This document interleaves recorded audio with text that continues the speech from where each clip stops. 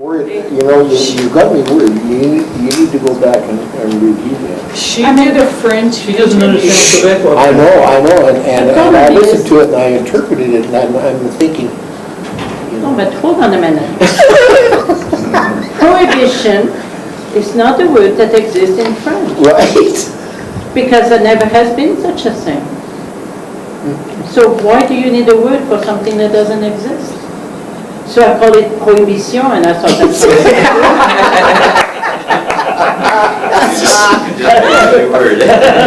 Good, I like that.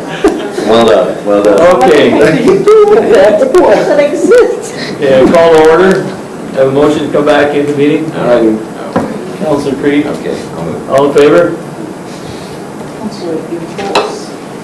Okay, Mr. Chairman, the information that I've discovered here, we're just reading on the House of Commons website.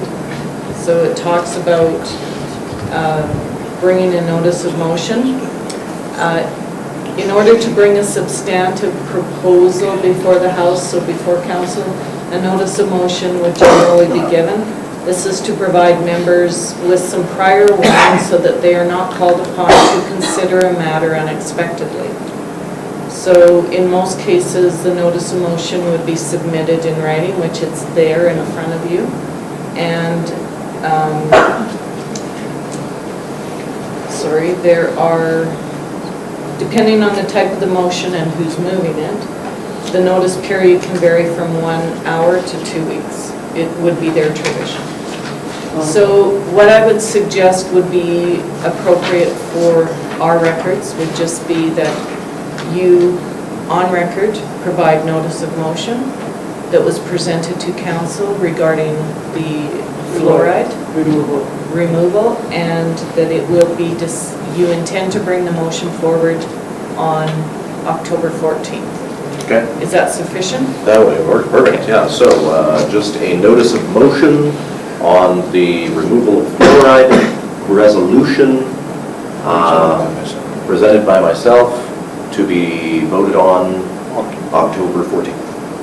At regular council meeting. That you intend to bring the motion forward. That I will bring the motion forward. You intend. I intend to bring the motion forward October. October 14th. At regular council. Okay, want to read that for us? But we're not voting on this. No, it's just, It's free. Oh, we're okay. there's no vote. He's No vote just, for he's just notice. provided a notice of motion that Okay. he intends to bring a Okay. motion forward on October And we don't have 14th to have this read back. regarding the removal of fluoride. Okay, good. Mr. Chairman, Councillor Bengry. question, 5B is going to be moving down to 9D, It's not- is that right? It's not moving, it's No, all on the it's Not agenda. moving anywhere. No. It's already in, It was already, It is a delegation that will come at 6:30. Oh, okay. that's Thank just you. standard procedure. Thank you. Okay. All right, we are Yeah. moving on to number 7, new business. Finance administration. Okay. Item 1, or I think, whatever you want. A1. A1. Okay. Somebody talked to us about Who's going to speak to this here? Evaluation criteria. Nolan's not here, so perhaps Marian can speak on his behalf. correct. Okay. Marian, do you want to talk about this? Sure, this is a follow-up to some discussion that we had previously regarding, we don't have anything formalized for evaluation when there's an application for a subdivision extension. So Nolan has put together the document that's in front of you there. There's a number of kind of background information there on the financial implications, public considerations, environmental considerations, the background analysis and rationale. And there's a number of municipalities that do it in different ways. So options to be considered there, Nolan has listed who should provide the extensions, either town council or the municipal subdivision and development authority or both. You know, there's some rationale for the subdivision authority to grant that extension because they're the ones that actually approve the subdivision. So when an individual has to come to council to present their application for extension, there seems to be, and we've seen it happen in the past, but some confusion over whose responsibility is for what. If you're simply granting the extension, all their reasonings for that maybe are the things that should be presented to the subdivision authority. And then there's some other options to consider there is you can have a policy that says no, you don't grant any extensions. If they don't complete the subdivision in a year, then they have to reapply. A policy, maybe you grant only one extension and you would refuse all subsequent. Or they can provide extensions as long as necessary, as long as the above reasons that are talked about, that they show there's been progress on the project, that there hasn't been any major changes to either planning documents or legislation over the time. Is there also downturns in the local economy? Those kind of things are all listed there, number 1 through 8. So those are some things for council to consider. And I guess what we're looking for here is a little bit of direction for us to be able to put together the policy for council to then adopt formally. The other change that probably will need to take place is we do have scheduled to do a land use bylaw update. Once the municipal development plan is done, we will start on the land use bylaw update. And in there, we will address the authority. So the municipal subdivision and development authority, if that's who you choose to have the authority to grant extensions, it would be addressed there. Or if council's to be the authority, then it would be so noted in that bylaw as well. We talked about this a little bit up at AUMA, about development authorities, and there's different models, you know. Some smaller communities, the MPC is the council, whereas in our situation, it's a different body. We have some council members and members at large from the public, right? And so I'd like to ask each of you what you think of these, and I think that one of the things that I think is foremost in this is that we're not coming down with a hard, fast rule. We don't want to discourage any kind of development, right? Right? So we need to look at these options, discuss them, and to give the administration some direction to go. So, Councillor Bengry, do you have any thoughts on any or all of these options? I still like the use of the sub-development committee, you know, the municipal sub-development committee. MPC. Yeah, the MPC. And that information then be provided to council for our just perusal. I think that if you're going to set up a municipal subdivision authority, the MPC, then they need to have the authority to act on policy that we give them. We need to develop policy.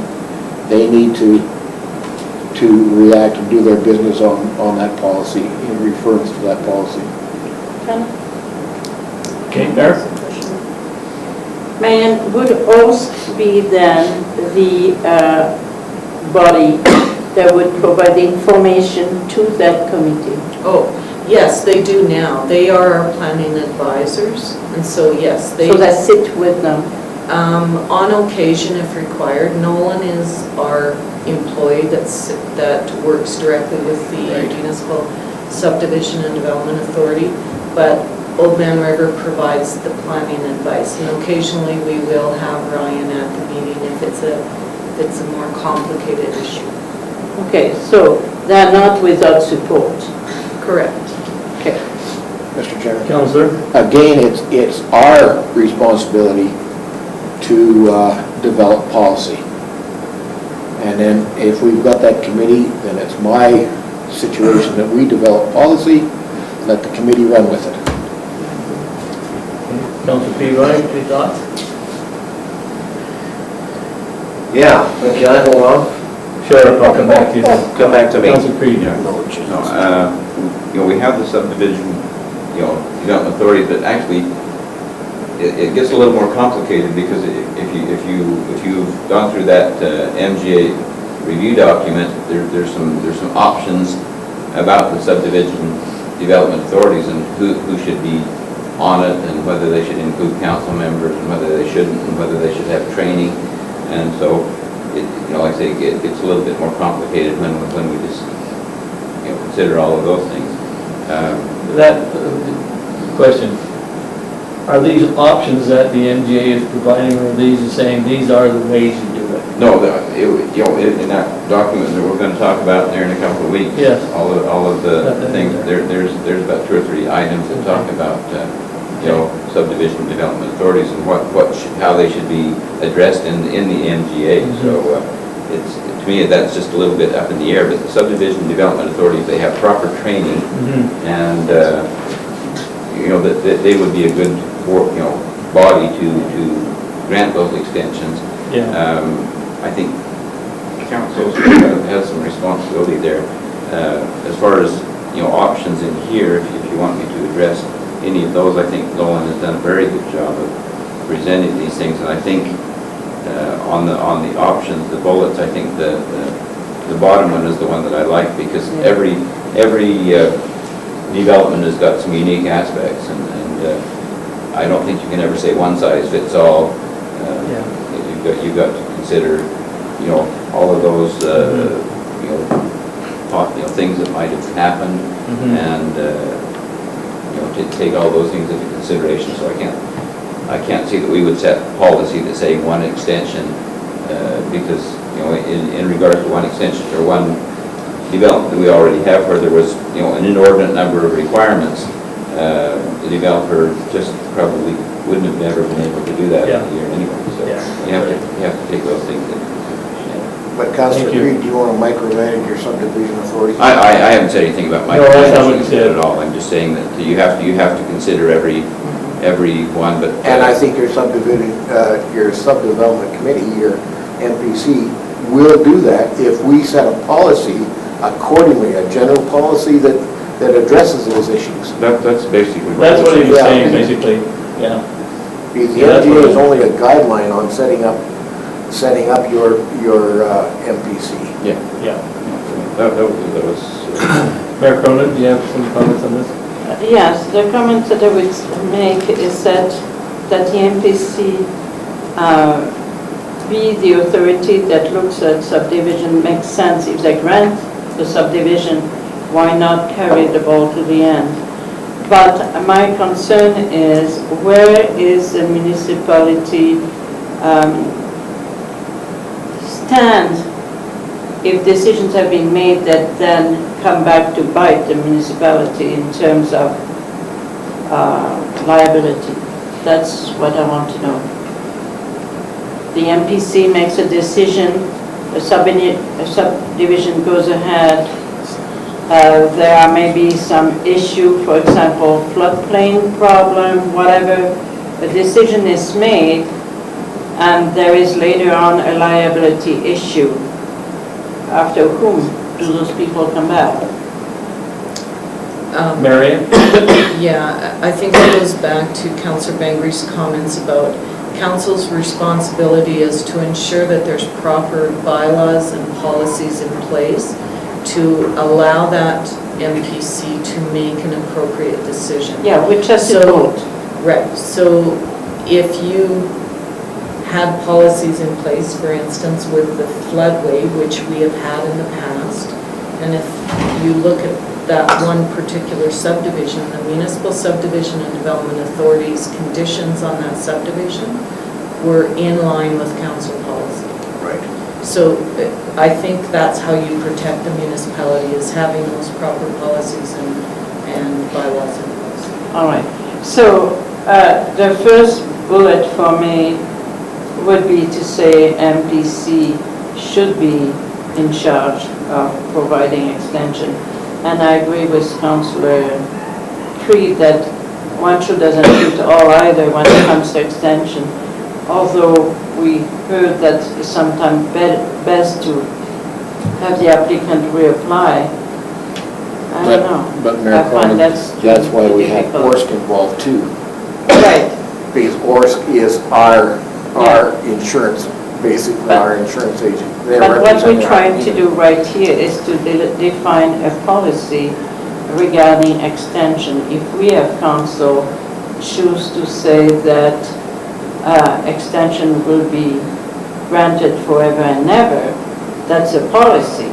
Well, again, then, we need to develop that policy No, but that's on no how many problem. extensions we will allow the subdivision to make, the MPC authority to make. But that's what I'm trying to say. Which option is the best? There are three options there.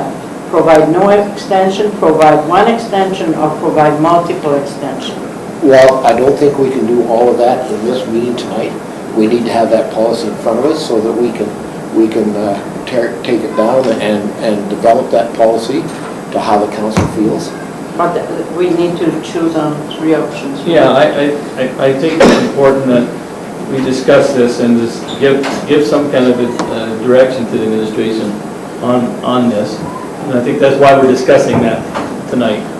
And so we need to look at, I guess the first thing is we need to look at who are we going to grant that authority to, right? That's the first option there. And I think we need to discuss that and make a decision. Okay, Marian? Maybe if it may be appropriate to have your municipal subdivision and development authority provide some comment back to you on what their recommendation may be regarding the number of extensions. They may have some insight there that perhaps would be valuable. No, I think it's important to note too that we have, what, 2 councillors on the NPC? Okay, so it's not that they don't have some direction from council, they do. And so, and we develop a policy and we'll make sure you guys on that NPC, whenever there's a meeting, you'll make sure that those things are moved forward according to the bylaw in place. Our employee on the NPC, our planner in administration, also, pardon me? Nolan? Yes, he's also responsible to the town. Yes, he is. So it's our job as a council, like I said, to make a straight line policy Yeah. that this is the way we want the MPC subdivision authority to operate. Yeah. Yeah, I think that's important, yes. Mayor? Councillor Bengry, why don't you put forward, at least on a first bullet, a recommendation regarding that very first bullet, but I would like to hear from our 2 MPC representatives before we do so. Yeah, Councillor Edmonds, and we're going to come back. I'm going to make a comment, then I'm going to let Councillor Peavoy talk. Who granted the original extension? Was that done by the council? It's done by council because it's not in the Also. current land use bylaw to delegate that authority, so that's why they always come back to council. Okay. So I think if the NPC, if they have some guidelines, then they operate. Whereas right now, we don't have any guidelines. Okay. And so a lot of the decisions we make aren't always the same for every individual. Yeah. So we need some way of closing it down. I think that's a very good idea. Yeah. What were you going to say? Well, I was just going to say, my opinion, is I feel like if they're empowered to give the approval subject to conditions, right, then they should be empowered, the NPC, to be able to grant an extension too, because they do have that information before them. If we as a council give them the policy guidelines that can empower them to make those decisions, then we shouldn't have a problem. They should be able to go forward and make that decision. I'm sure there may be some times you may have to come and ask some advice from council periodically, and Marian will give us some help on that too. But I think that if they can have the proper guidelines, they should have the authority to go ahead and grant that. Councillor Bengry or Councillor Peavoy, you ready to go forward? Yeah, sure. Okay. Ready to go. I can tell just from my limited months on the MPC that primarily we deal with variance requests. So, I mean, we're already mentally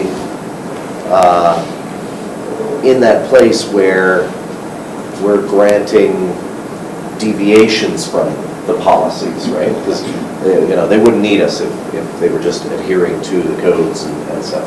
So when you're dealing with an extension, you're talking about either they haven't met certain conditions yet and they just need more time to do so, or, as I think would more often be the case, maybe they're asking for a little leniency in those conditions. They're looking for a variance on the original conditions. They're looking for a little give.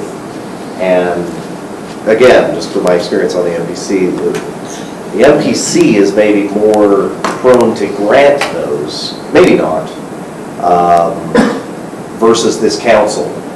So I almost favor the idea of having the second body be the extending authority. Surely, if we put it all on the shoulders of the MPC, which does make sense, especially from a policy perspective, I would say that we would want to equip them with training, a lot of training. They, for instance, have not had the hours that we have had on the issue that we're, the subdivision that we've been looking at. I certainly wouldn't want us to turn this one over to them at this stage. I just don't think that would be appropriate. And nobody's proposing that. I'm just saying. So I'm thinking in the future, long term, yeah, we can turn it over to them. I don't have a problem with that. But I do think, that we're asking a little more of them than we are currently, because these are bigger issues than they typically deal with.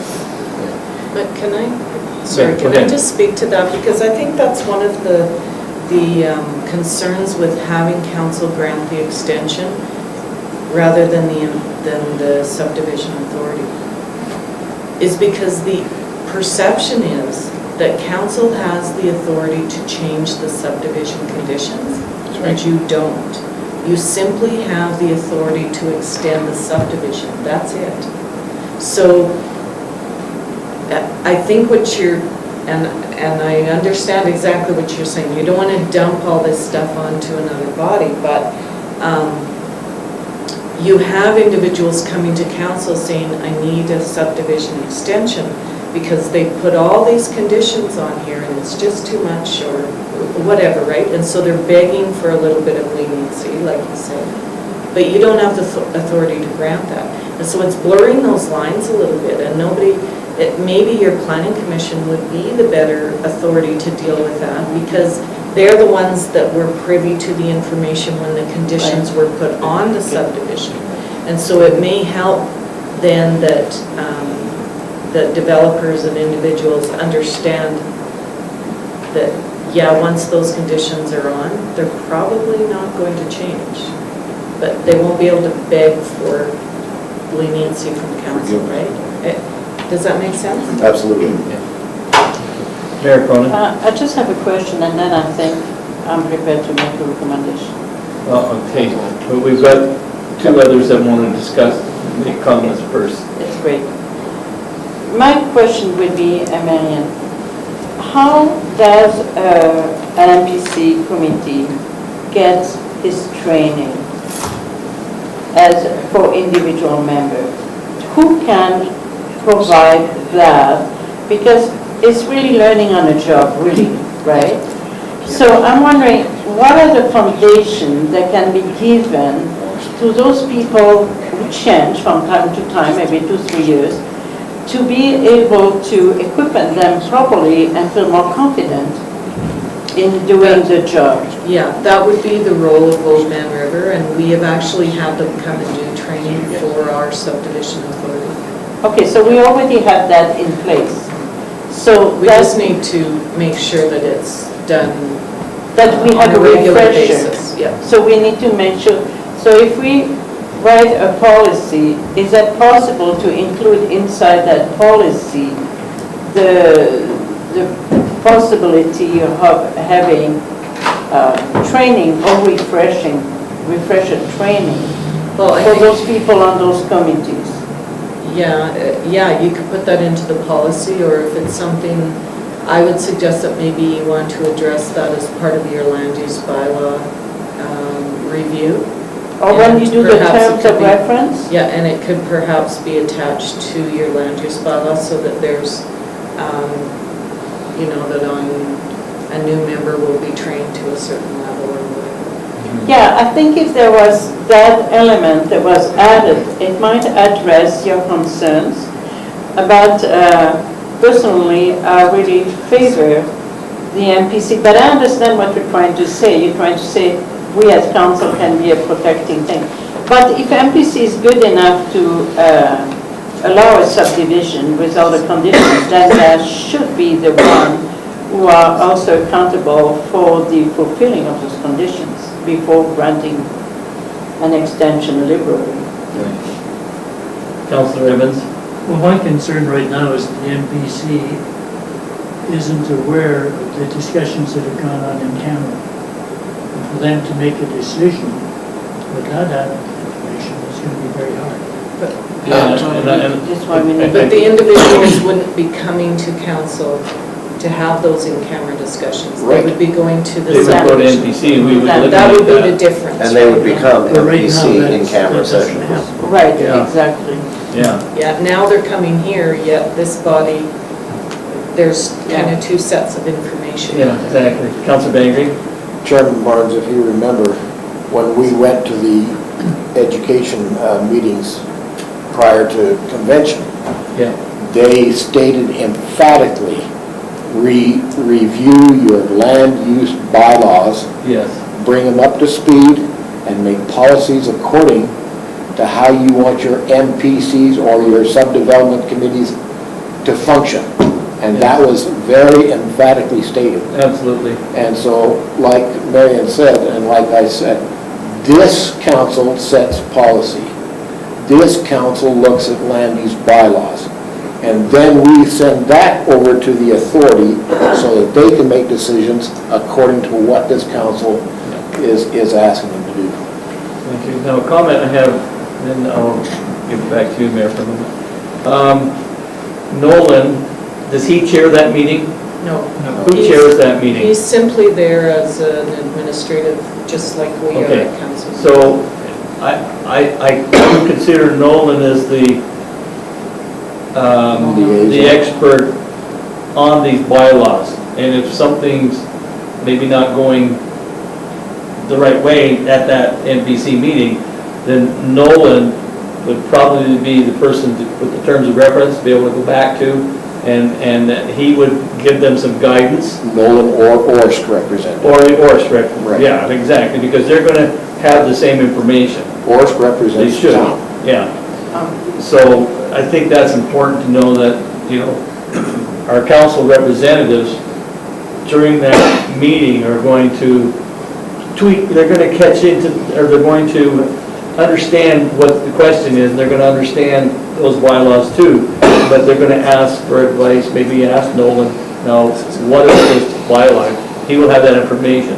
But I think that it's important that we understand that these two men, and Nolan, and the other people on that board, should have sufficient information, background information with the bylaws to give them that authority.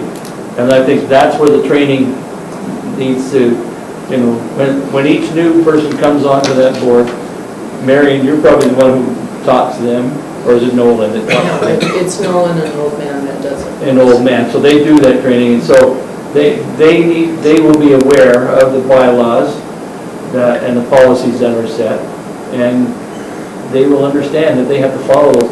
And I think if we give them that authority, that it will give them the impetus to study that information and know it, become experts themselves. Because you can't make proper decisions if they don't know them and understand them. and I think that they will, if we give them that authority, that'll give them the responsibility, they'll take that responsibility. My one fear, we're talking about responsibility, often, you know, on every committee or council I sit on, I think about accountability. Here, we're accountable to our voters, to our citizens, you know, the people in the town. In the MPC, as I sit there, I represent council, in my view. And so I sit there and I think, hey, I'm accountable to council, and then who ultimately is. I'm not 100% sure, I'd have to ask them, who the other members of the MPC, you know, the private citizens at large, you know, on the MPC board, who they consider themselves accountable to, how that works, you know, are they accountable to the taxpayer? Are they accountable to, you know, the Nolan? You know. To Bengry, and then Mr. Marian, Chairman, we've got to comment. remember that as council members on any committee that we sit on, we wear two hats. Sure. One as a council member, and one also with intent, dire intent, to serve that committee, Yeah. you know, appropriately. And so it's a fine line juggled. And so that is why council, this council, has to develop those policies so that council members and committee members can follow them. We set the rules. Right. Yeah. Okay, okay, Mayor? The only difference I can see is that in most committee, you come back with a recommendation to council. In that case, the MDC would be the authority to make the decision, right? So that's the difference, and it's significant. Well, So this it's is why- significant in the fact that they're dealing with our land use bylaws. Yeah, And we have got to review our land use bylaws. right. If it has to be done on a yearly basis, it needs to be done. Okay, But I don't think it does. yeah. Anyway, Okay, Mayor? we need to make a decision. Okay. So I really feel that, I feel ready to make a recommendation Okay. to council that the Municipal Subdivision and Development Authority become the authority to provide extensions. Marian, Okay. comment? Yeah, what I'd like to have here tonight is just some direction to administration to draft policy Right. around that, and we can bring back that policy then to council rather than a Right. recommendation to council. I'm Okay. just looking for some direction to So administration. you want just a We recommendation? will have to draft the For, policy. okay, so, And we, I retract my, Recommendation. my motion, my recommendation, and just Recommend. recommend to administration to draft a policy regarding the Municipal Subdivision and Development Authority as granting extension. yeah, and the other thing that we will have to do is amend the land use bylaw to grant that authority. Right. So. As part of that recommendation. And because we're doing the land use bylaw review, I would suggest that that's probably not going to happen ASAP. No. So it'll still function very similar to what you're doing now, except you'll have some criteria that you can evaluate the request on. And then when we do the land use bylaw amendment, or the new land use bylaw, we will make sure that that amendment is included. Okay. Okay? So- Is that sufficient? Can I ask one more question? Sure. Thank you.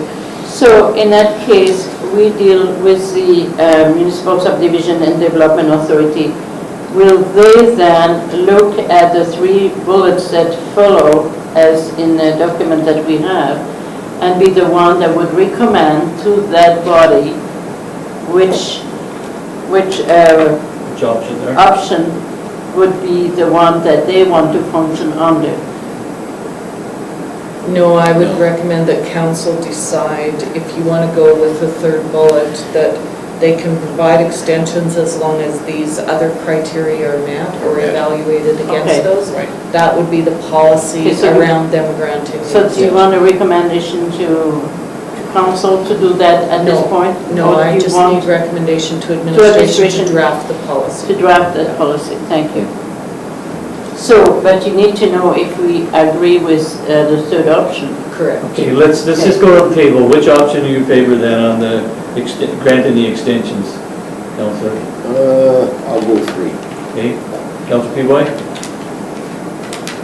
Yeah, I don't have a problem with that. Yeah. Okay, Councillor Cree? Okay, are we options considered? Yeah, that's these ones, okay. Yeah.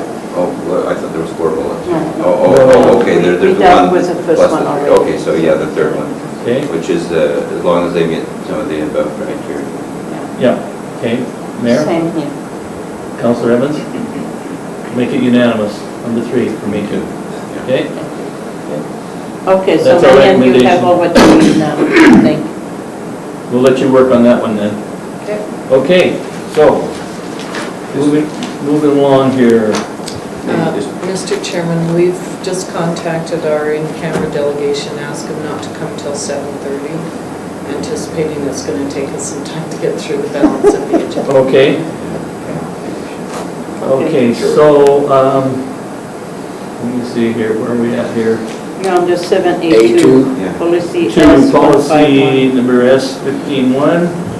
Violation. Before we move on, I'd like to just make a note that the last 2 items on the Municipal Government Review Act have to do with subdivision development appeal board training.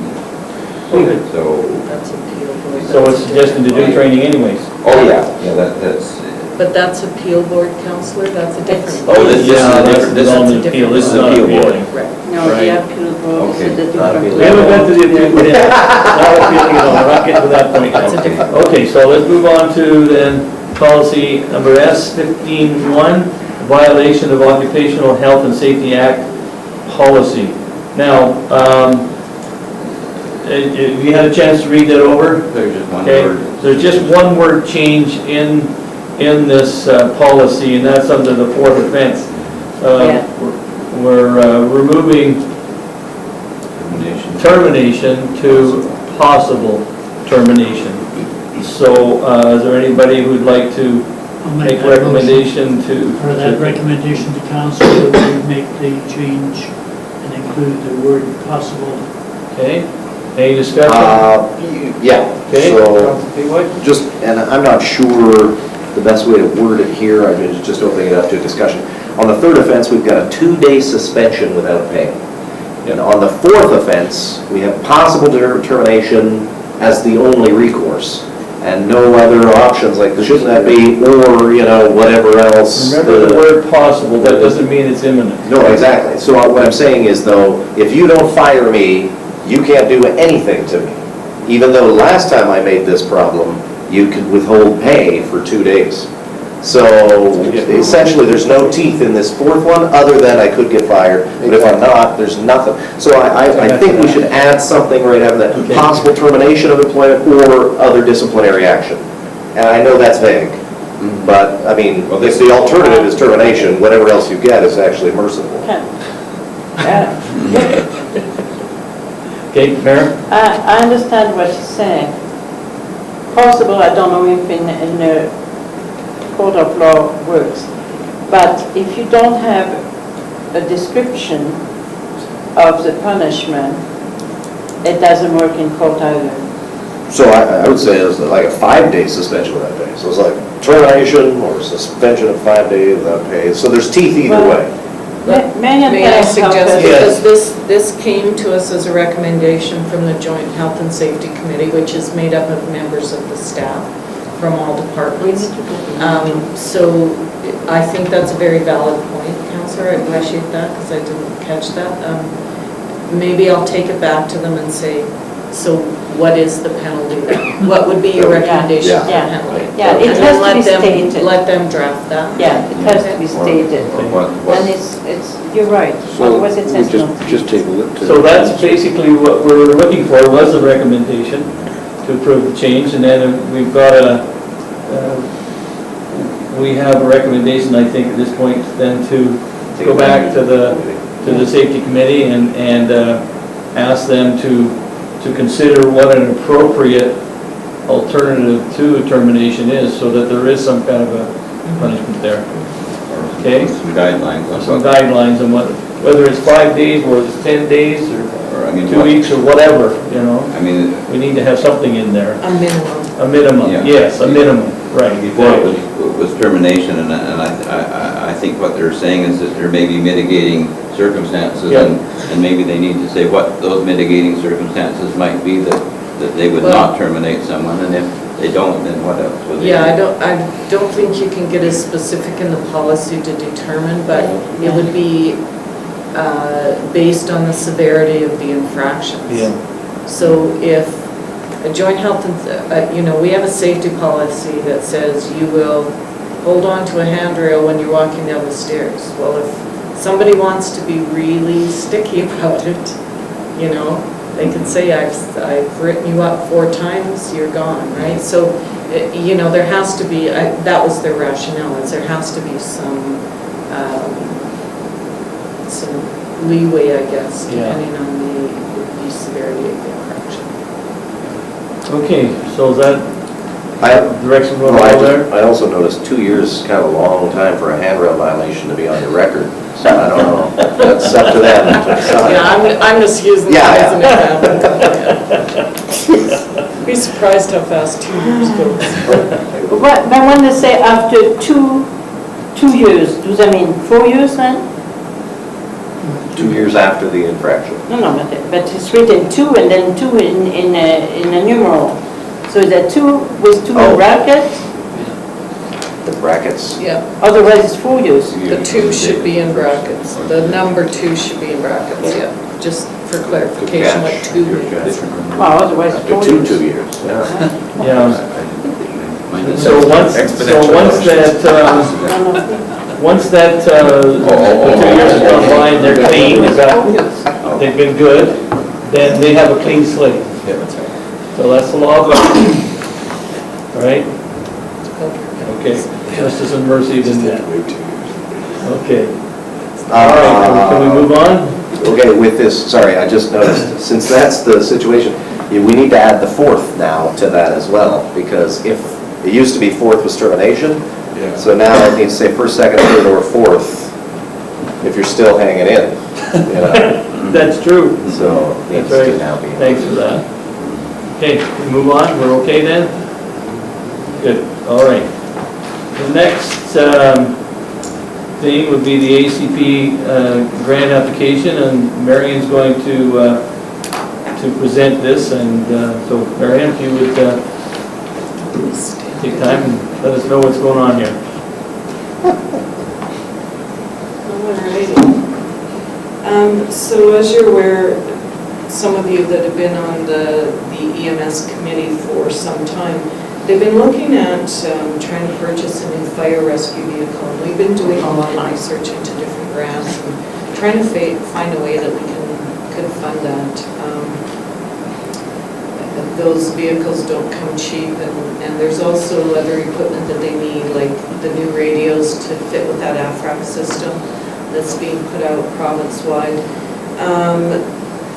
So I got looking at the Alberta Community Partnership Grant and the changes to that when it moved from the regional collaboration. And I thought if we could get under the emergency services, the county and the 2 villages who are members of that to support the grant application,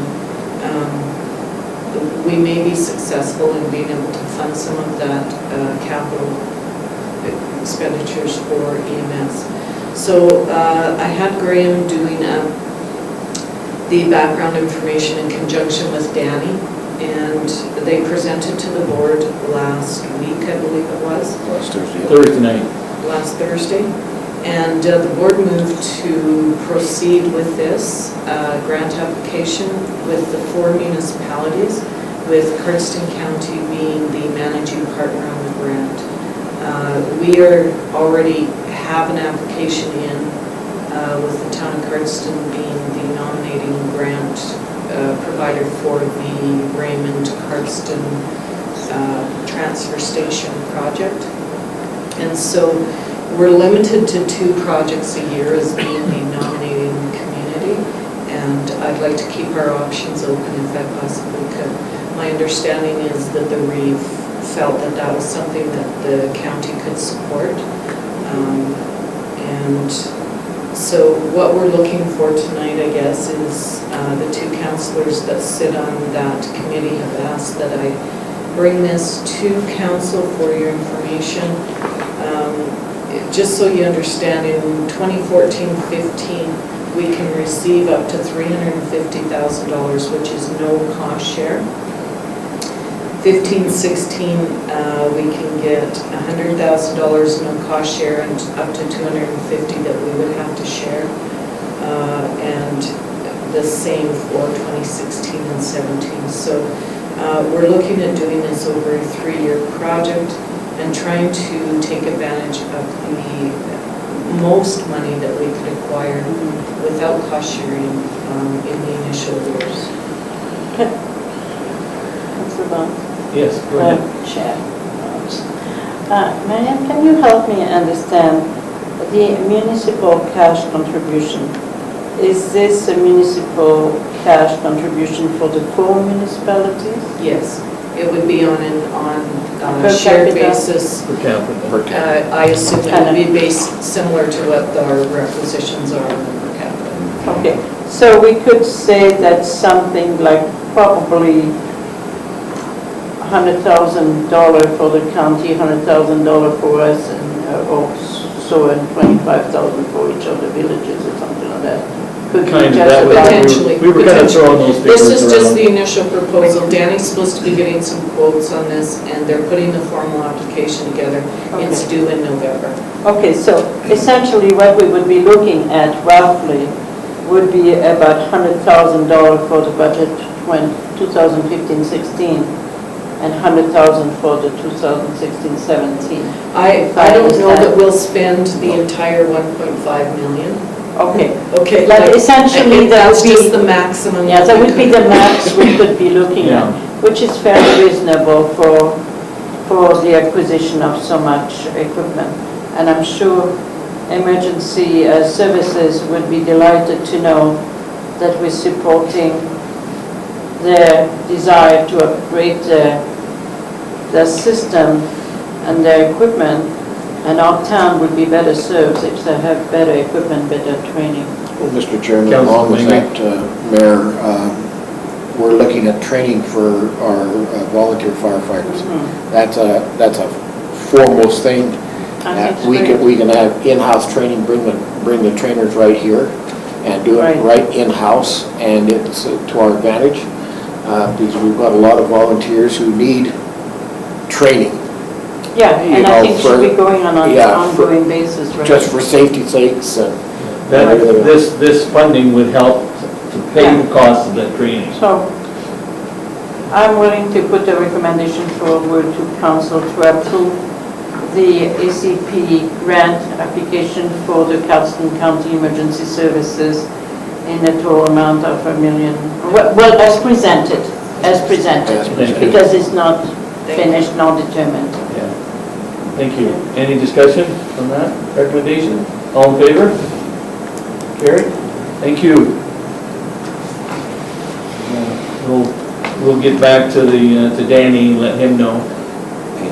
Councillor Bengry, do you want to Yeah. pass it on? Yeah, it was just a ratification. Yeah. Okay, so number 4, the Carlson Community Theater. That's a proposal, yeah. Yeah, Yeah. I think it's a fair proposal. So Marian will present this to us.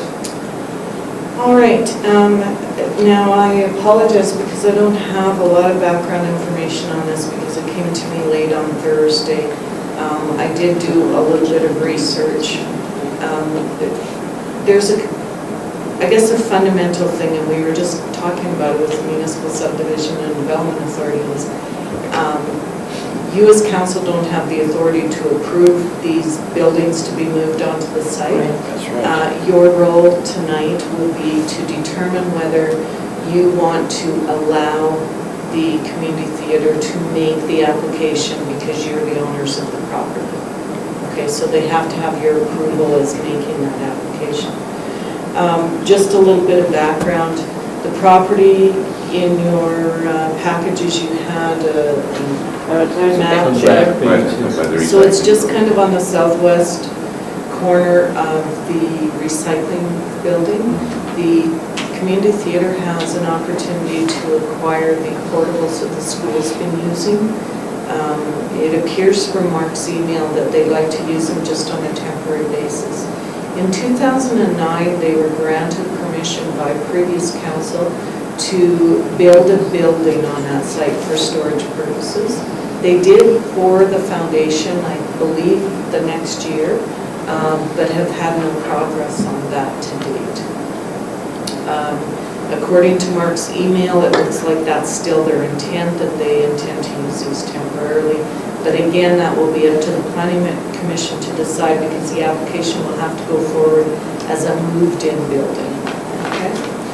If council gives the permission for them to make the application on their property. The one other thing I guess I just wanted to bring to your attention was I did call the Handicap Association, because they operate the recycling center, just to make sure that there would be no implication to their operations. And I got a call back this afternoon. Kim's away, that Charlene had talked to Gary up at the plant, and he didn't think that there was going to be any kind of negative impact to them on that property, because they really are the leaseholders of the property in principle.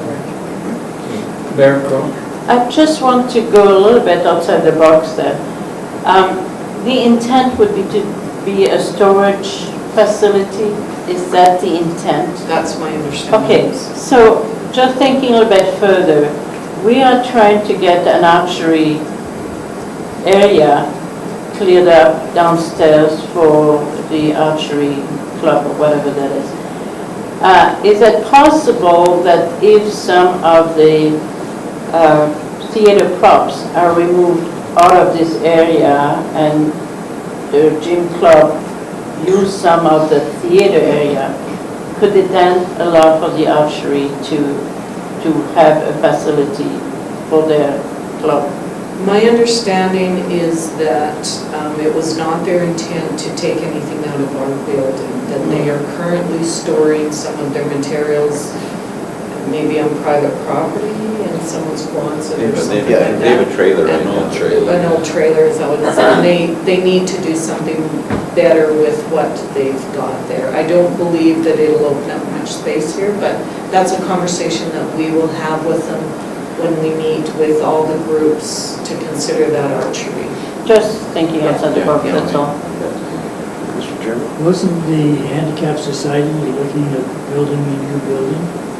Would We- they build it on this site? Would that be their plan, or would they be looking for a new location? We have determined that that is not the appropriate site for a new facility.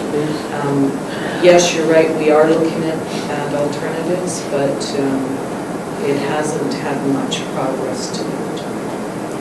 Councillor Bengry? Now, these 4 buildings, right, there's 4 of them?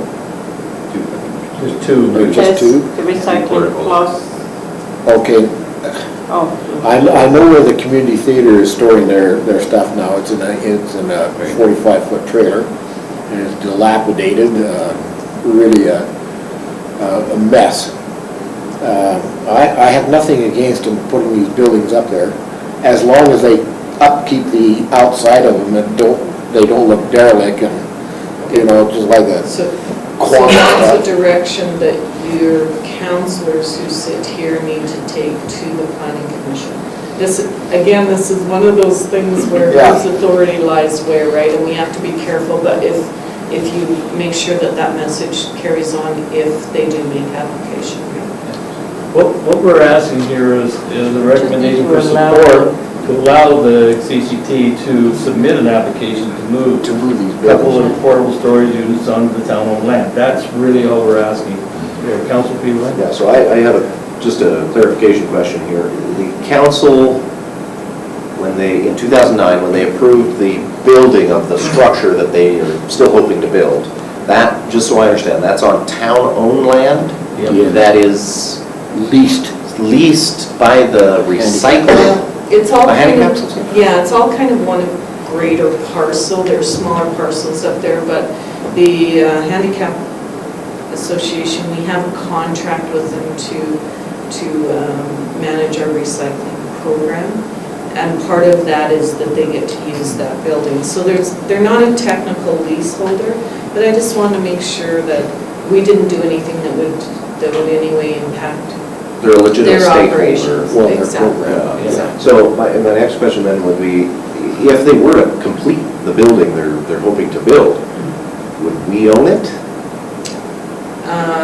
Technically, it would be on town land, and if they would own it, and it would have to be moved off, I guess, if they wanted to retain ownership, but technically it would be, I guess, the town's right legally being on town land.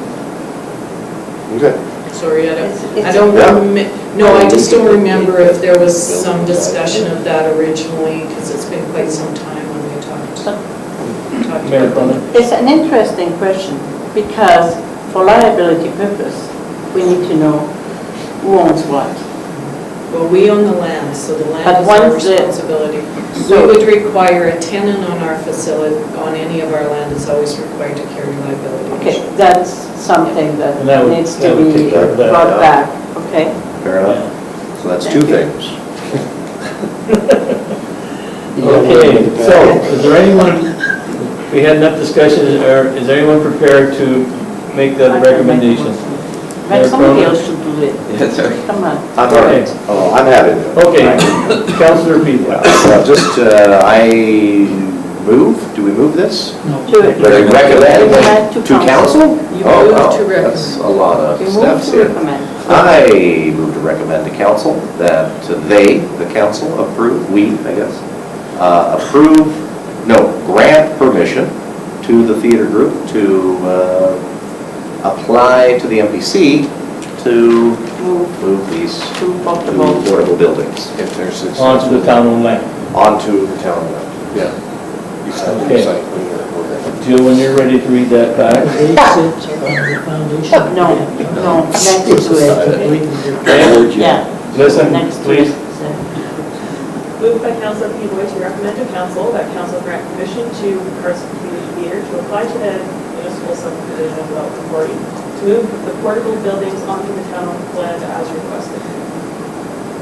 All in favor? Carried. Thank you. Okay. Just a question on this aerial No. photograph. Is that, I see a square, is that the concrete pad that they formed for their building? Yes. Yes. And they indicated they want to put the buildings on the west of that? Where's the? Or So south? east of it. Oh, east of it, between that and the road. I can assure you, the MPC will have several photos from many directions before we Yeah. Yeah, but consider that. Once the MPC deals with it, I can't worry about That's it. okay. Okay. Now, That's our number favorite. 5, MPC is photos. 7-5, the Alberta Recycling Grant. Grant. I think it's a fantastic idea. Yeah. And So, we want a recommendation here. Any discussion first Who about... wrote it? You wrote it. Of course you think Yeah, so it. we need some discussion here, since you wrote it. She Mary, did do you not, wanna I know talk you about wrote it and this? just slapped her name on it. Okay, do you want to discuss it? She wasn't aware of it before you were. Mary, would you like to Be transparent. give us some Fantastic. background on this? Of course. One of the things we've been looking at in our sidewalk repairs and our civic center renovations is out front, we need to do some work out there on that sidewalk. It's getting some cracks, and the pavers, the stones there, you know, they get uneven, they get weeds growing up in them and that. So Brandon was looking at this material, which is made of recycled tires that can be laid right over cement. And we thought, well, if we can get a grant and do a trial basis here in our facility and see if that material holds up, then it may be something we're going to look at other facilities. So what we need before we can submit the grant application, though, is a letter of support from council and, of course, a motion to support that. And that's a letter. letter. So we quite generously Brandon drafted the letter for the mayor to sign in hopes that council would move to approve this application. Councillor Bengry. So, Councillor Bengry? Mr. Chairman, I'm willing to make that motion that we direct, You mean to make a recommendation, you mean? make a recommendation for a motion that administration sends this letter off. But I'm excited in the fact that this product could be used in our skating rink, in our ice center, where we have those big rubber mats, if it becomes usable, right, Jeff? It could be a surface, I'm only worried about our skateboarders. We're taking away from the surface, so they can't skateboard. So, Councillor, Sorry, the motion we need, though, is to I was just going to recommend address that. that we apply for the grant and send a letter of support. So moved. Okay. Okay, so we're, Councillor Bengry, a recommendation that we send a letter of support for the approval of the application for the grant on the Civic Center rental project. Any discussion? Sidewalk rental. Sidewalk rental project. Okay, if there's no further discussion, all in favor? Thank you. Mr. Chairman, for those who were at the AUMA trade show, I think they had this Yeah. product at the trade show. Yeah, they did it too, yeah. Two vendors, right? Yeah. Crossroads. Yeah. Mayor? My question is for Marian and Jeff. What am I gonna do with it? I had someone, a citizen, in fact, Mr. Olson, tell me that on a swimming pool deck, there are cracks appearing. Is it a possibility, if that covering, it's good for the town in time, to think of using this type of covering on the cement surface around the pool? Which is normally what it is used for. Every night you see it on TV. Yeah, possibly other than, depending on the material, and we'd have to see. Usually it's a dark color and it gets very hot Yeah. around a swimming pool.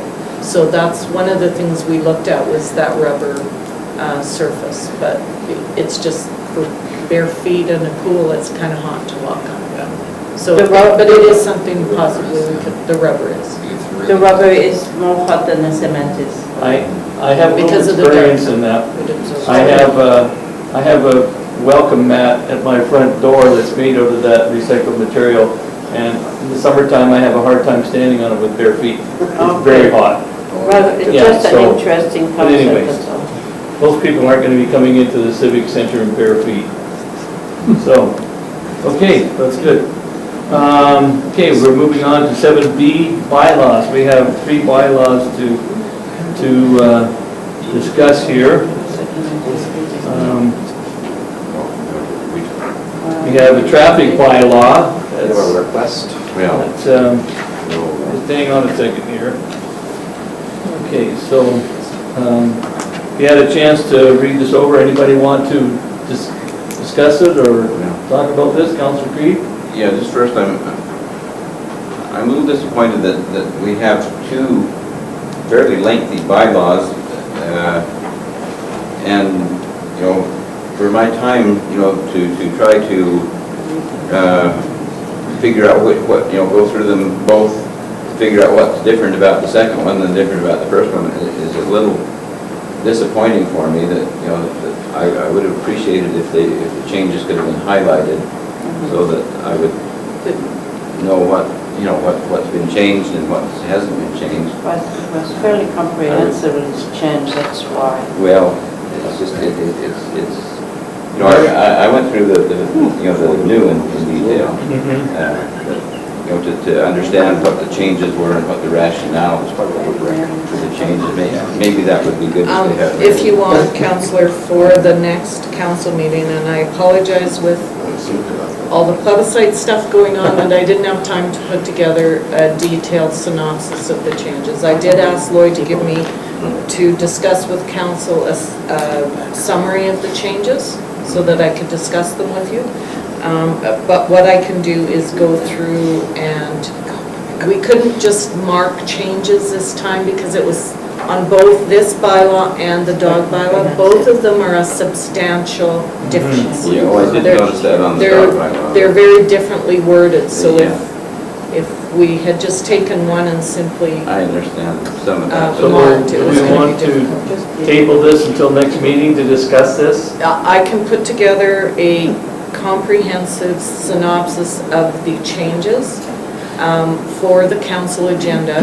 What I would like to have, though, at the next meeting is first reading so that it can be put on for discussion, okay? Okay, so we want to For both of recommend, those bylaws. so do we want to Okay. recommend the council to go for first reading? Yeah, well, I can make those recommendations. In fact, would it, if But it saves just time? before you go with your, maybe if we, before we go to first reading, in the meantime, when we're gonna go to there, next week we'll do that, if that's your proposal. Yeah. But we should all read this over and look at it and see, and clarify the issues, and if there's anything in there that you need to bring to our attention as part of the first reading, then we can do that during that meeting next week, okay? Right. Okay, Councillor Edmonds, you have a comment or I question? was wondering about this temporary closing of the highway. I don't know whether we have the authority to do that. With the LCMP, we have to.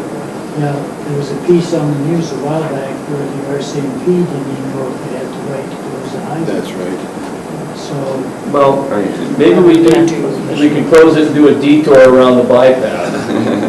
And you're nearly not closing the highway that way. but you're restricting traffic, which is a Well, I closure. don't know, if you go up there, they move along pretty good up there in the highway. Okay, Councillor Creed? Just Yeah, I think you have to understand, you go back to the definitions, because highway is defined, and I'll actually have some concerns about the definition of highway, because it doesn't necessarily mean a provincial highway, it could mean a road in town. Yeah. Or the way they've got here, you mean a driveway, which I have some concerns with.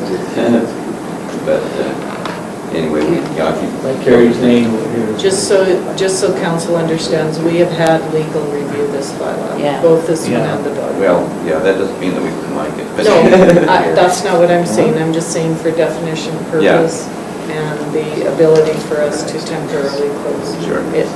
The bylaw has been reviewed. Yeah, no, like I say, if you go through the definition of highway, In other words, it could be challenging properly with the bylaw that we have.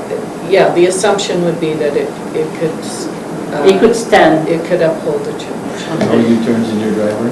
well, like I say, it's not all gonna go everywhere.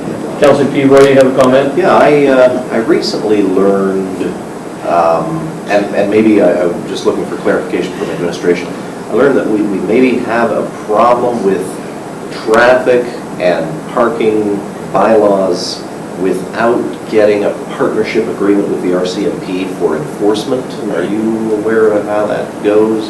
that Allegedly, something the that was- RCMP says that our town needs to create a formal agreement so that they can release to our bylaw officer personal data from license plates, et cetera. Oh, yeah, for that's trailer with impounding. that's using a certain system.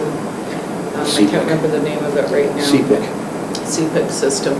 And that's all based on freedom of information and protection of privacy and who has access to that information. So how do we But- go about? We don't have I don't believe we can even get access. I'm not sure we can have an agreement with the RCMP to get access. Is that But- what you were talking? I would, yeah, and by the way, my But- information's just skinny at best, but I understood that they had a formal agreement with municipalities that we aren't currently Well, here's under, we don't fall under. maybe one of the reasons why is because our bylaw, our peace officer does not enforce moving violations. He can enforce parking and those kind, but I'll follow through on that and see. Maybe just follow through on that. If there is such a thing and we can get access to that partnership, then that might help him do his enforcement. And by the way, if from what I heard is true, if it really impedes his enforcement to the point where he cannot, then we would need to look at whether or not it's even viable to have a bylaw giving him authority to do things that he can't even do. So in other words, if it's unenforceable. It's not just giving him authority, it's giving any peace officer authority, which would include the RCMP. Right. The RCMP can enforce our bylaws. Okay. Yeah, that do have the right to do so. Yeah, so anyway, Yeah, just but maybe. I'll check on that. And then if that relates in any way to this, we could do it at the same time. Okay. Throw it in there. Any other comments, questions? Okay, Councillor Creed? Yeah, since basically first reading just puts the bylaws on the table for discussion, so I am comfortable making a motion to recommend to council, and if I can save time, I would like to actually recommend to council that we pass first reading of bylaw 1618, 1625, and 1626 at the next council meeting, so that they can be on. That way it gets through all of those bylaws that need to be discussed. All three that are on here? I recommend, make a motion to recommend to council those, first reading of those bylaws at the next council meeting. And then they'll be on the table for discussion. So we're dealing with the traffic bylaw, dog bylaw, and the smoking bylaw Yeah. all together. I think I can And do that. recommend that we go with first reading for next meeting, and council meeting. I got one question here. Okay? This is under section 9.05. It says every person having charge and control of any horse or horse-drawn vehicle upon the highway of the town of Cardston shall ensure that the horses are equipped. What number are you You want to know on? about the bun bag? Bun bag? Yeah, I thought that was a little hilarious myself. That's really going to That's- affect, That's one of the changes that we looked at. yeah, Yeah. that one I If think we would could really ever enforce that. put restrictions on the Remington. So if Remington has problems. Remington uses them in almost every other community they go to. For parades? Yep. That's a fairly common Yeah, requirement if you have horses in an urban setting. But when you have the parade here, We've our never- Heritage we've Days never done parade, it. we got lots of horses. And they're gonna. Well, but it's one of the changes that we looked at. So we're gonna if have council to let doesn't them want it know. in there, then we'll take it out. But Okay. that's fairly common in a lot of. Yeah, I had a areas. question. Anyway, Yeah. that'll be on the table for discussion. That would eliminate the need for People the don't like it sweeper, till you for the know. sweeper or Cooper Trooper. Yeah. Okay. Well, All right. when their bags are full, they can come and dump it. We have a recommendation motion on the table. Any further discussion? Okay. That's there. Okay, all in favor? Okay, so we'll move on to first reading at And next meeting. will that information be in the packages, or will that be? Yeah, I'll have it in the presented next- packages for Friday. The changes. A good discussion of, the intent and the. A comprehensive Comprehensive. synopsis of the changes. Of the changes, or that would be great. Yeah. Fantastic. Okay, so moving on to C, thanks, that helped a lot.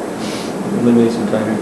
The Public Works budget increase on the sander, so we're moving on to that. Marian, would you like to talk about that? Essentially, is that one buy the big machine? Yeah. When the initial when the initial quote was given, they looked at the cubic yards instead of the size. So when the salesman came down and they got looking at it, realized they had undersized the sander. Now, the sander we've been patching for 3 years probably, welding. For a moment, Oh, I think maybe for the TV, for the public, they want to hear you. I thought I talked loud enough, everyone could hear. So when we had the initial quotes, it was for an undersized piece of equipment. The sander, we've been replacing parts on it. It rusts, of course. We've been welding it quite a bit in the last few years and keeping it together. So in the 2014 budget, we had an amount of $10,000 in there. The price for the 14 cubic. What? It's 14 inches what it says. The actual price on that is $17,830. Now, in the Public Works capital budget, we have sufficient dollars in there. And the reason for that is because we had $100,000 in there for replacement of the sweeper. And we're not We've replacing it. looked, right, we're not replacing, our recommendation as administration is that we don't replace the sweeper for a couple of reasons. The price is substantially higher than $100,000 anymore to buy a sweeper. And when, again, I'm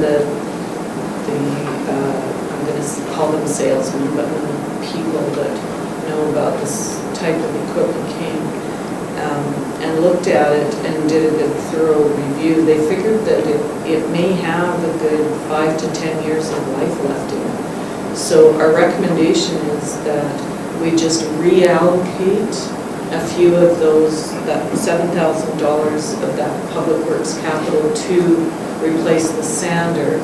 And we will look at the end of the year of reserving the balance of that for either the replacement of the sweeper, because we've already budgeted for that, or for another Public Works capital project that may take priority over the sweeper. We'll have to look at that at year end, what those recommendations would be. Okay. Mayor Kronen and then Councillor Bengry.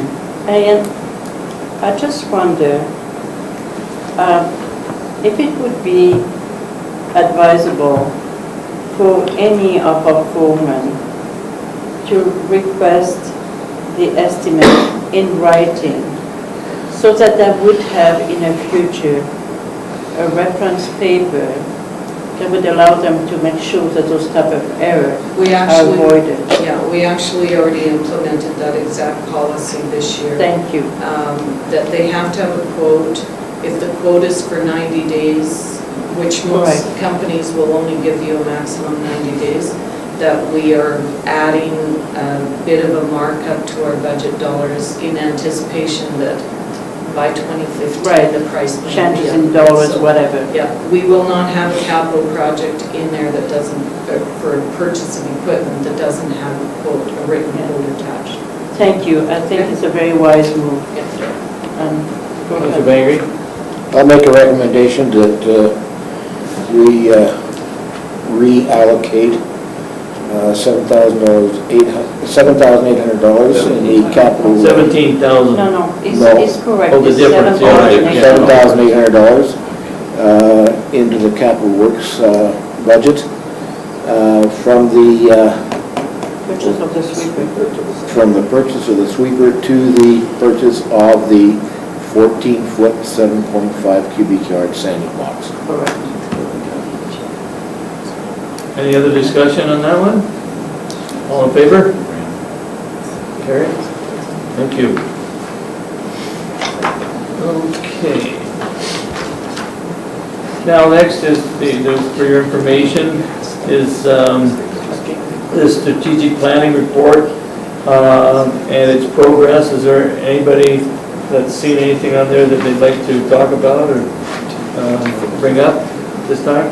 Councillor Creed? The only thing I noticed about it is it's really way out of date. I mean, most of the things are things, talking about things in May and April and June. Well, we're leaving anything on there that was previously Right. recorded. Yeah. I'm not removing any previous Okay, actions. We don't lose All track right. of what has been done. It's Yeah. part of our continuity. Strategic Yeah. report. yeah, no, I just, Just to give you the whole picture rather than a Celebrating snapshot. successes. yeah, I wasn't sure how up to date that was. Yeah. I would like to, Sorry, just to finish on that thought first, if I might. Go right ahead. If you look at it, we've bolded the date that there's an update in October. right, So you'll be able to see that October 2nd, here's the update.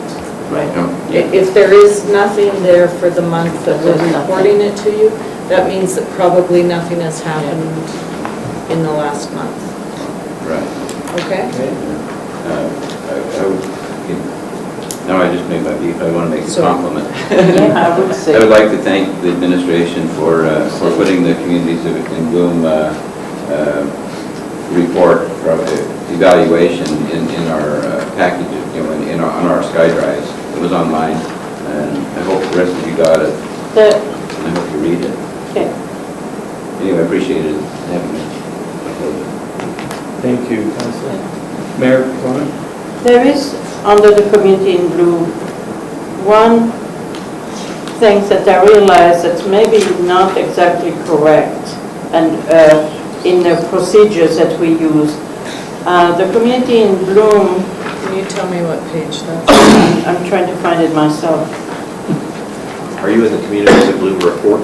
Yeah, yeah. Anyway, it talks that Community in Bloom advise Randy to take an inventory of the trees.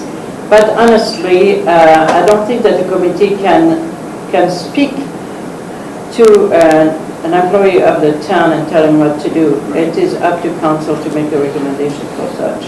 You're right, that wasn't the correct thing.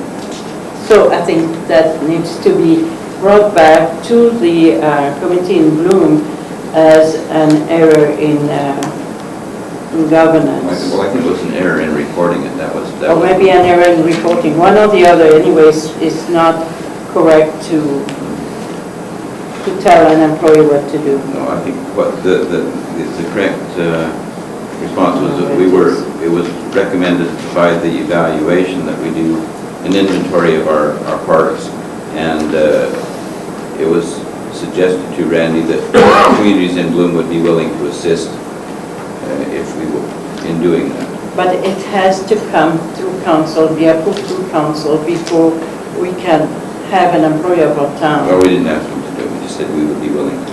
Is Randy on the Communities in Bloom? No, yes, he is, he's a member of it. So, No, I'm just saying that because the way it's written gave me a feeling that we told him what to do. No, And I thought it's not exactly I what to think that's an do. error, we didn't. yeah, I think if there's a town employee on a committee, like for instance the MPC committee, we at the MPC give Nolan some direction all the time.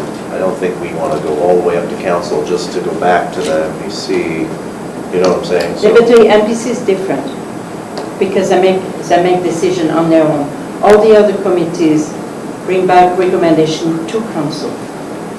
So very different, a very different governance model. Right. So I sit And you should, in a committee in Bloom too, and I never realized, whoa, is that what we did? Hold on a minute, doesn't sound quite right. Councillor Peavoy, I don't even think that the Marian? MPC No, should be giving Marian. no direction. That's my feeling. Marian?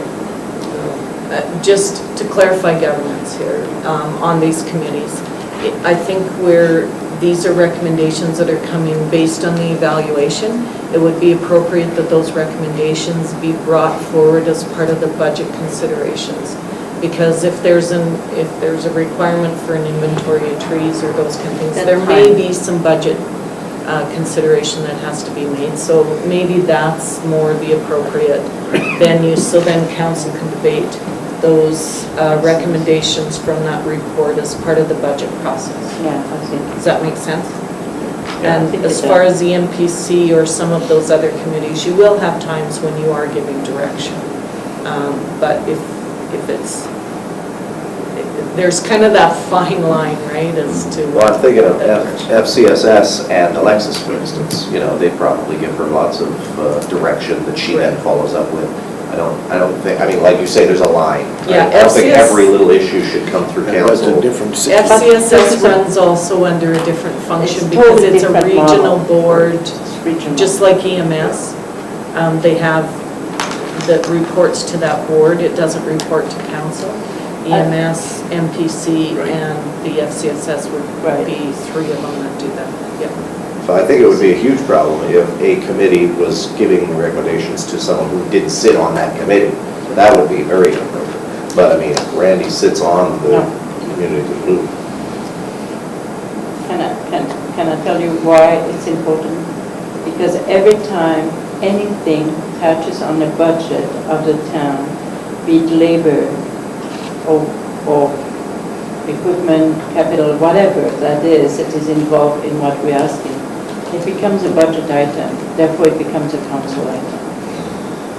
It's because it becomes a budget that council has to approve it. Right, I Does guess that make what I'm sense? saying. Or it has to be Yeah. part of the budgeting.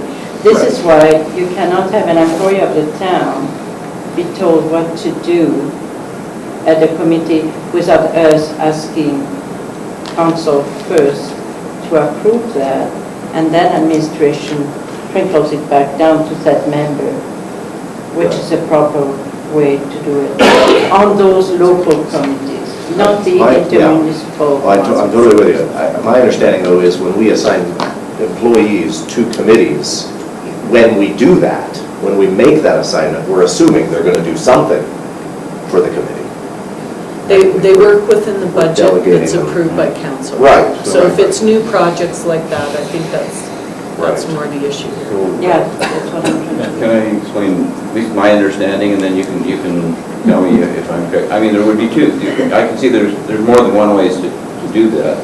But for instance, if we was to recommend, let's just take the inventory of trees, and Randy decides to do that, then he would take that and put it on, because he does the budget for the Parks and Rec, right? So that he would bring that and put that on the Parks and Rec budget, and then that budget comes to the council.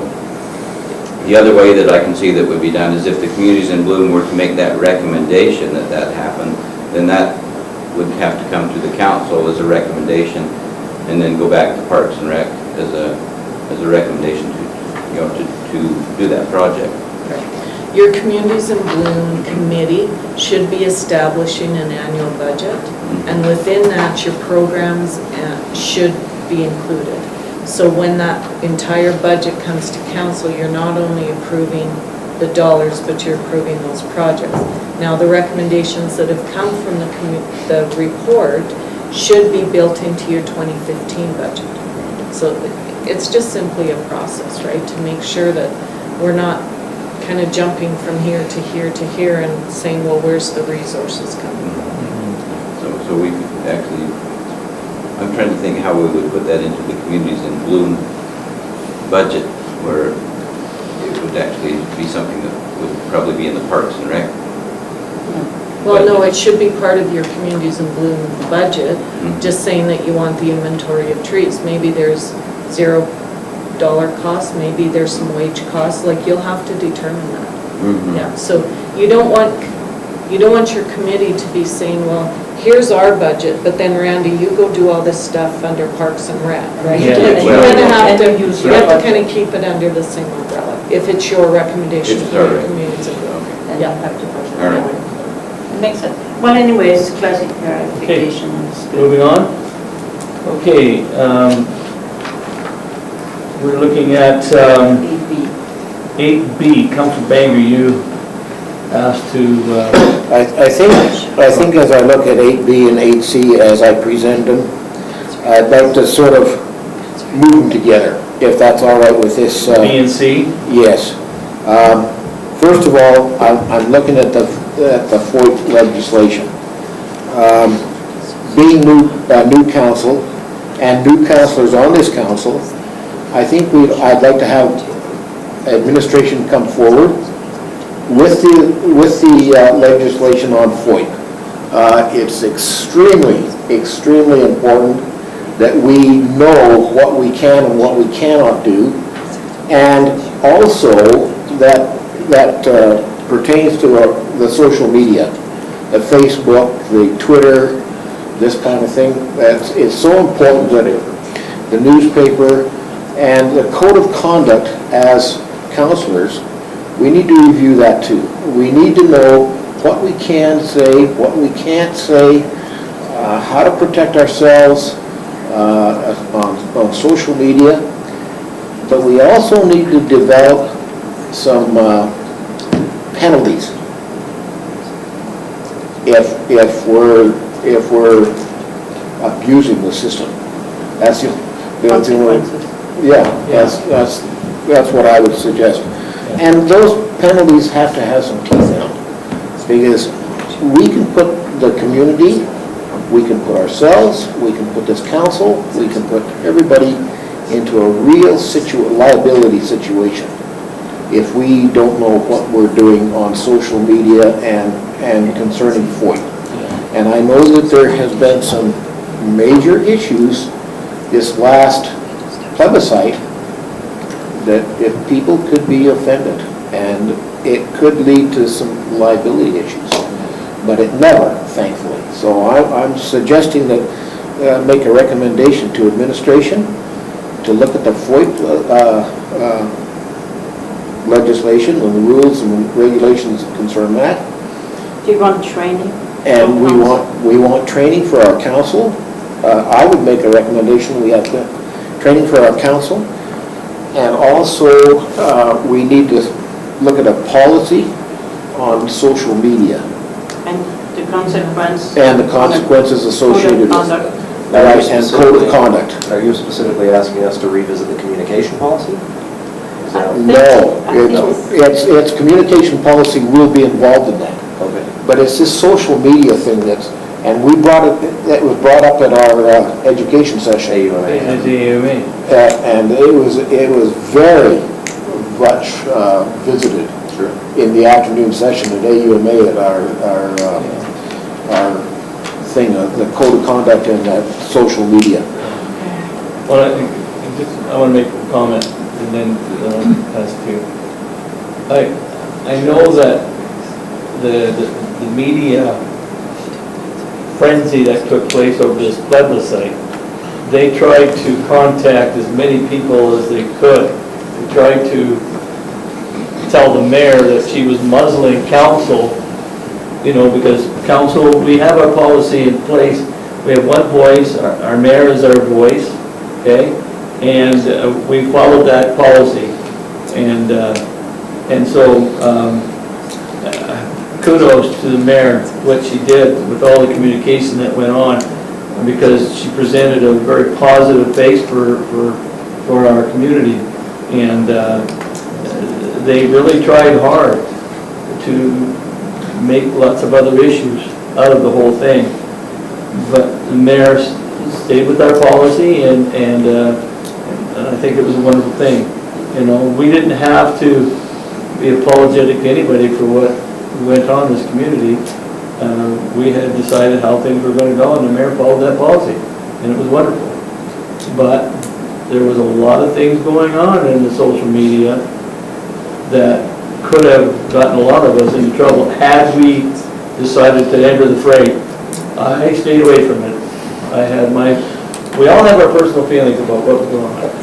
But as a council, I just want to commend you for all trying as hard as you could to stay out of the fray, because it wouldn't have helped. It wouldn't have helped at all. Mayor Kronen, she had a comment first, and then you, Councillor Edmonds. I just want to talk about what Councillor Bengry is saying. When we went, and one of the sessions, there was a legal session in Calgary or Edmonton, I can't remember, some Calgary. And that very item was part of one of the legal recommendations, that a council should have a good code of conduct spelled out, but that code of conduct should also have a part that is consequences that council would feel comfortable developing and applying to their own council body. So I think that is a piece that is missing, and that in time we need to develop.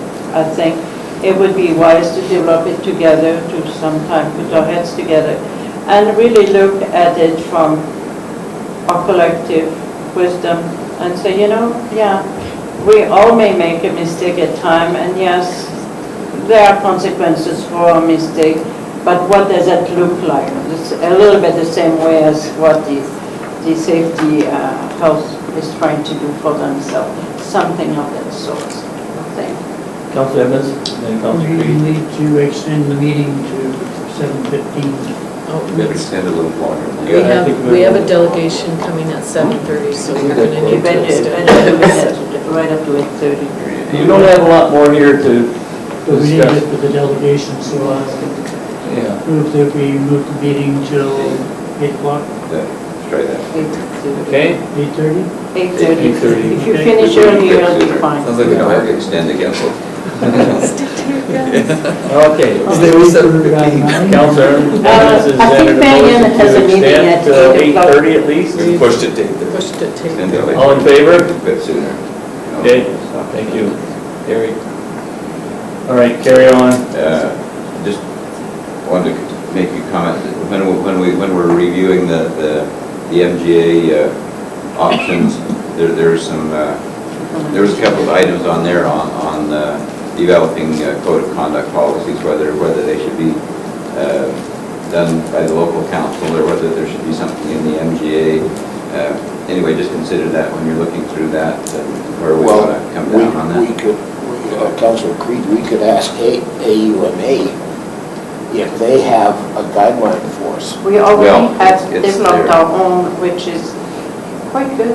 But, you know, it just asks in there the options, whether the MGA should set a minimum standard for councillor, or whether they should be, you know, up to Yeah. the local councils to do that. And just think about that as we look through that, how we want to come down on that decision. I think it's important that we have a good decorum amongst our council members in any of the communication that we have. And the MGA has some good policy guidelines. We can definitely use them in developing our own guidelines too. And there's nothing that says that something that we have might even work better for us, for our needs, right? And so that needs to be considered as well. You know, take the higher road, you know. So my concern is Facebook and Twitter. You can get really Absolutely. caught up in it. Yeah. And, It's a very emotional media. Not always and very factual. I think I'm asking direction from administration to bring forward some areas and points of interest that we could use as council members. Yes. Okay, so we have a recommendation on the table to recommend to administration to help develop the FOIP policies and help with some training Yeah, for the council. and FOIP and also social media. Okay. All in favor? And a code of conduct. And a code of conduct. Okay, I'm going to ask Marian. But that's Do you understand what I'm asking, Marian? Yeah. Okay. I Okay. think so, it's been a long day, but. Okay, or call a question, you had a comment? No, that was. Okay, all right. All in favor? Carried, thank you. Thank you. Okay, thank you, Councillor Bengry, for your diligence in presenting that. Appreciate it very much. And just along those lines, I guess I was going to say, at some point, are you thinking we would do that in a council meeting? I'd like to have that discussion. Well, we might do it in, when we Like review. another strategic plan? Yeah. or, Yeah, we could It do was that. around the covenants. I still have the Retreat. safety codes training to go, so maybe we could just do All the same a one. free-for-all one day. We'll just do Big it all. training day. A Yeah. training day. That works. Okay. I'll figure it out. Okay, so we have some correspondence that we can go through here for your information. The information on bulletin from the South Saskatchewan Regional Plan that's already supposedly come into, no, it has already come into effect. Not supposedly.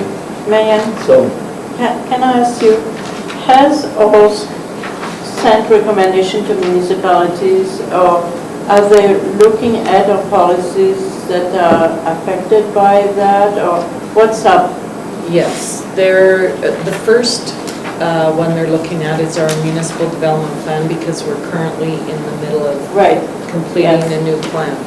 So that's the first plan. Then we'll be doing our land use bylaw right. next year, okay. and then we'll be looking at our area structure plan. So those are Right. the three main documents that we need to look at.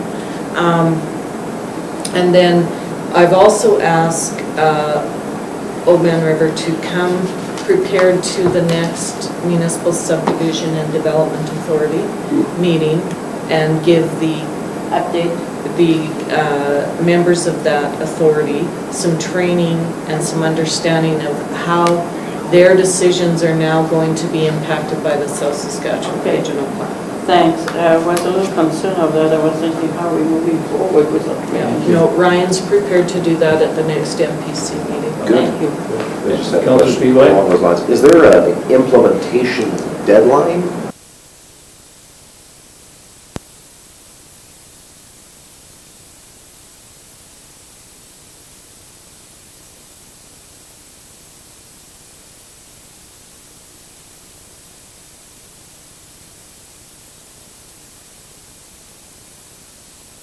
They're saying the expectation is municipalities will become compliant. Right. And we have 5 years to But we do become have 5 years fully to compliant. be fully compliant. My question would be, what if we don't lie and say that we aren't? Are we going to, Then there's a penalty. Yeah, then they may enforce something that, you want to make sure that you as council draft your own plans and your own policies. Yeah, I would think it makes You sense, don't want them right? to come in and I enforce their. mean, you have to be That's right. up to speed with the new legislation. Well, the lack of funding.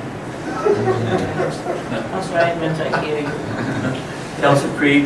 Yeah, it's going to be a little tricky. I'm just thinking because even with the SSRP in place, they still don't have all of the regulations there, so I don't know how we can be compliant when we don't know what we're being compliant with yet. Well, that is. Well, Of course, we're bringing up to speed. I was gonna Well, say- they will do the best they can.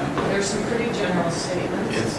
And I think as long as you keep Within those that statements. in mind within those statements, you should be okay. Yeah. on that note, would it be possible, I mean, I'm just saying, we should keep this in mind. At some point, when we have some of those SSRP ducks in a row, I think it would be worthwhile to have a public information hearing, just saying, hey, look, you gave us feedback to get that SSRP in place. Now that it's in place, because, I mean, I've been asked this several times by people who've actually shown up and participated in those discussions. They're saying, well, what was decided? I'm saying, well, we don't know yet, but as soon as we know, I will, But, So did the town host that or that the province host? maybe we invite them to come and share, like, for the public in general, because there are several concerned members of the public who are wondering now that it's been decided, what does this mean? What does this change? What can I do in my backyard that I couldn't do before, or vice versa, what can't I do any longer? Could we send that out with in a newsletter form to our citizens? it's quite. it's The easy. problem That's with a newsletters, documentation. yeah, the problem with newsletter is it doesn't allow for a 250 Q&A. They want to get their questions answered. And I'm not sure that, I don't know, we have the answers yet. What the yeah, I'm time's not right. sure Yeah, that I'm we're saying the when body we- to answer those No, questions right. because it's a provincial document. Sure. But I'll see if we can maybe do something through Kronen River that Yeah. they could invite the province down, and maybe it's just some regional sessions, and we Yeah. offer to host one. Absolutely. Yeah. Because the I'll- county would love I'll to see come what I too. can do. Are these the people that That's a good were idea. involved in around table sessions over at the senior center?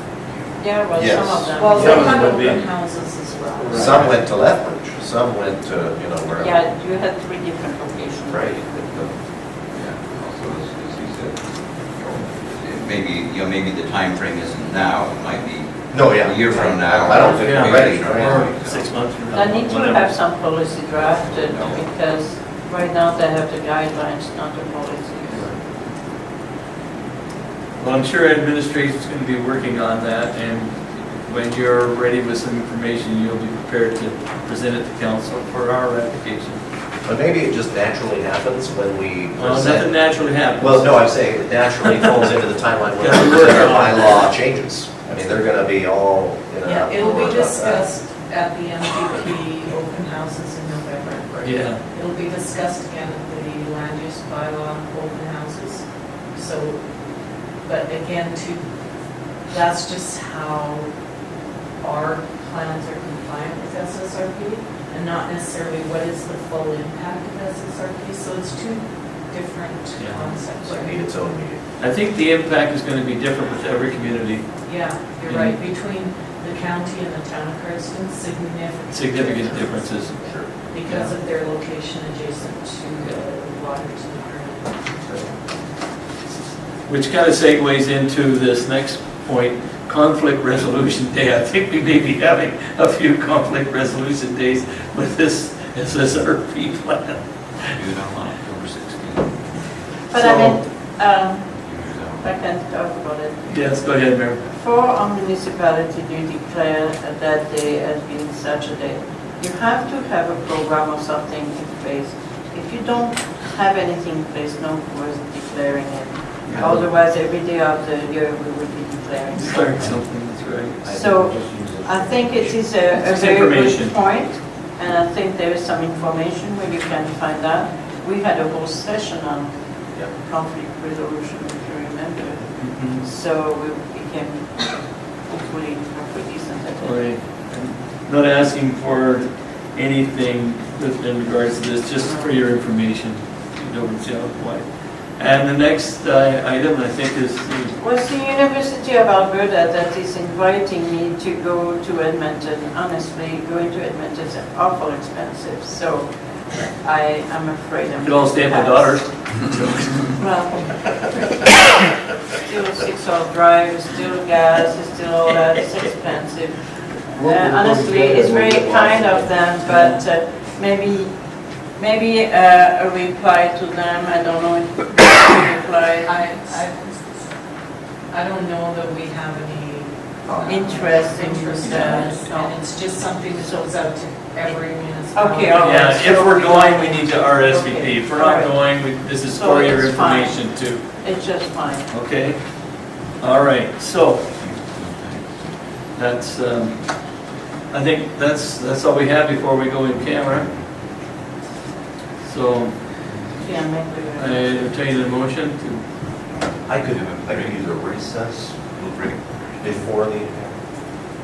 Camera and have to recess right there. yeah, I would call for the recess before the. Oh, Okay. really? I'll move that we have a short recess. okay. All in favor of short recess? Well, we've got about 10 minutes And we got a before our delegation. delegation. So